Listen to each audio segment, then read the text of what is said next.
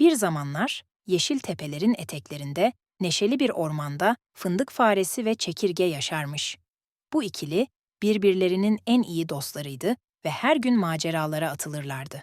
Fındık faresi, ince kahverengi tüyleri ve parlak siyah gözleriyle çok sevimli bir hayvandı. Ormanda yaşarken fındıkların kokusunu alan fındık faresi onları toplamaya bayılırdı. Fındık faresinin en büyük hayali, herkesle paylaşabileceği bir fındık bahçesine sahip olmaktı. Her sabah erkenden kalkar, işe başlardı. Topladığı fındıkları hesaplamak, onları güzelce yıkamak ve sonra da hepsini harika lezzette fındık ezmesine dönüştürmek için uğraşırdı. Çekirge ise neşeli ve enerjik bir hayvandı. Yeşilimsi vücudu ve uzun bacaklarıyla hızlı bir şekilde hoplayarak ilerlerdi. Çekirge her zaman hareket halinde olmayı severdi. Dans edebileceği ve şarkı söyleyebileceği büyük bir konser salonuna sahip olmak istiyordu. Çekirge, müzik notası okumayı öğrenmekte zorlanıyordu. Bir gün, fındık faresi ve çekirge ormanın derinliklerinde dolaşırken, büyülü bir ağaç keşfettiler. Bu ağacın yaprakları pırıl pırıldı ve melodik bir şarkı söylüyordu. Merakla yaklaştıklarında ağacın üzerinde küçük bir not buldular. Kendiniz için dilek tutun. Fındık faresi ve çekirge heyecanla birbirlerine bakarak ne dilek edeceklerini düşündüler. Sonunda fındık faresi, "Benim hayalim gerçek olursa herkesle harika fındık ezmesimi paylaşabilir ve herkesin mutlu olmasını sağlayabilirim." dedi. Çekirge ise gülerek, "Ben de dans edebileceğim ve şarkı söyleyebileceğim bir konser salonuna sahip olmak istiyorum." diye ekledi. İkili dileklerini tuttu ve aniden büyülü ağaç parladı. Dilekleri kabul olmuştu. Ertesi sabah fındık faresi bahçesine gidip topladığı fındıkları hemen yıkamaya başladı. İnanılmaz bir hızla çalışırken çekirge de konser salonunu inşa etmek için sevinçle etrafı dolaşıyordu. Her ikisi de hayallerinin gerçek olacağı için sabırsızlanıyordu. Birkaç hafta sonra fındık faresinin fındık ezmesi tüm ormanda ün saldı.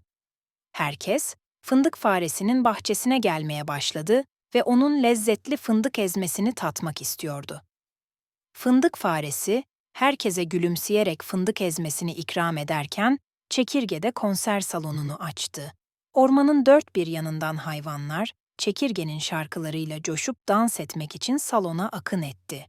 Ancak zamanla fındık faresi ve çekirgenin başına beklenmedik bir sorun geldi. Fındık bahçesi o kadar büyüdü ki tek başına toplamak için ormanda günlerce koşuşturdu ama yine de hepsini yetiştirmekte zorlanıyordu. Üstelik bahçesinde çalışırken bazen çalılıkların içinden garip sesler duyuyordu.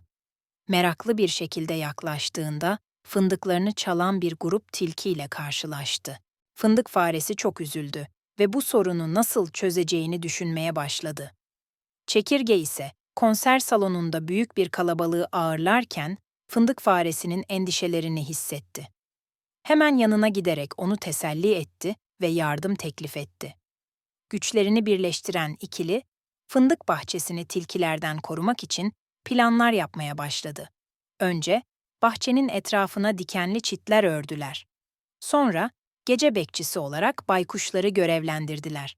Ayrıca tilkilerin korktuğu ve kaçtığı lalelerin kokusunu bahçenin her köşesine yaydılar.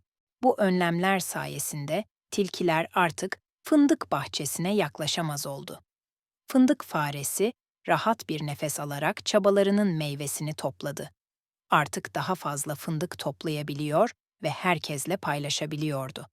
Ancak çekirge konser salonunda başka bir sorunla karşılaştı. Ormana yayılan müzik sesleri kötü kalpli bir kurtun dikkatini çekti. Kurt, çekirgenin salonunu ele geçirmeye ve tüm hayvanları korkutmaya karar verdi.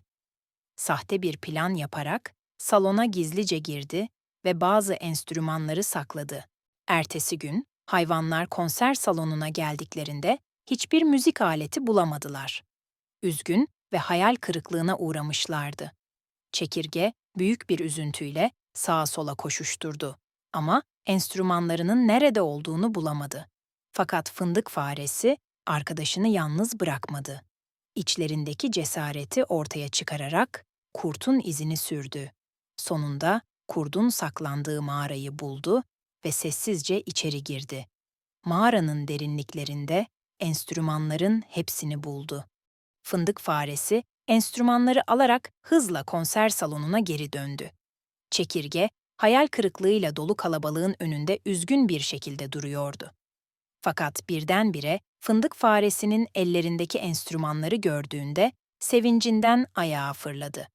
Çekirge konser salonunda her zamankinden daha büyük bir enerjiyle şarkı söylemeye ve dans etmeye başladı. Hayvanlar coşkuyla eşlik ederken kurt dışarıda mağarasından çıkmaya cesaret edemedi. Çekirge ve fındık faresi bir kez daha birlikte çalışarak kurtu ormandan uzaklaştırdılar. Artık fındık faresinin bahçesi ve çekirgenin konser salonu herkesin mutluluğuna hizmet ediyordu. İkilinin dayanışması, dostluğun gücünü ve zorlukların üstesinden gelmenin önemini gösterdi.